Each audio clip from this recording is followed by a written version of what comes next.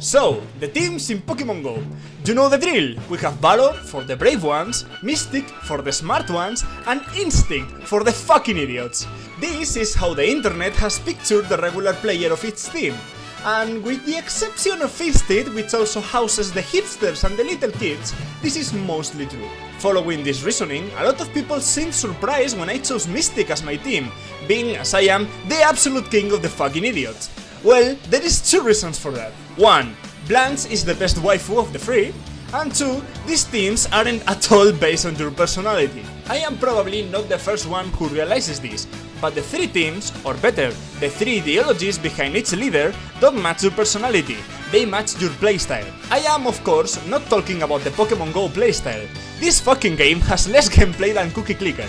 I am talking about how you as a person will behave in case of a Pokemon battle. So, following this, Valor is based on the effort, Mystic on the knowledge, and Instinct in the prediction. In the situation that my Caterpie gets decimated by a Charizard, a Team Valor member would say, "What? My Caterpie isn't strong enough!" and will come back with a fucking godlike Butterfree to kick that Charizard's ass purely because he has twice the fucking level.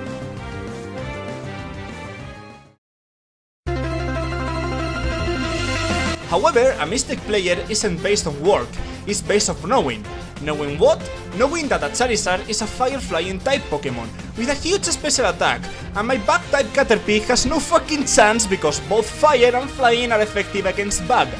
A Mystic player would make a logic move and switch Caterpie for a Golem, which is Rock Ground type, both of which resist fire.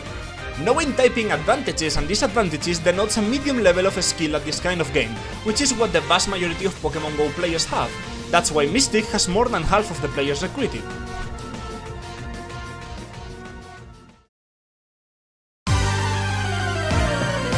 Instinct players aren't based on hard work or knowing the Pokemon rules.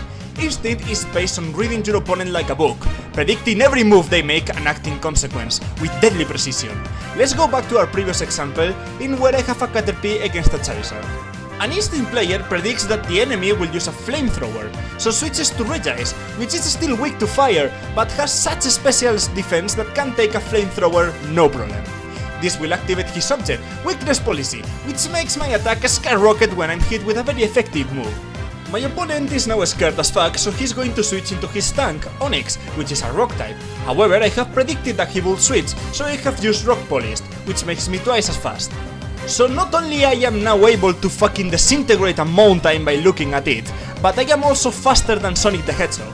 My opponent will now uselessly believe that his Rocky Penis can survive one of my ice attacks, but I attack with a steel move, which is so effective that your fucking gecko will bite the dust in one hit. Of course, Fighting type is very good against ice, but guess what? I have a Flying type move. Go with it, you oversized jack-off machine!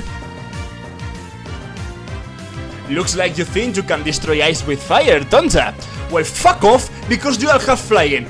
That means that BAM! Thunderbolt to the face!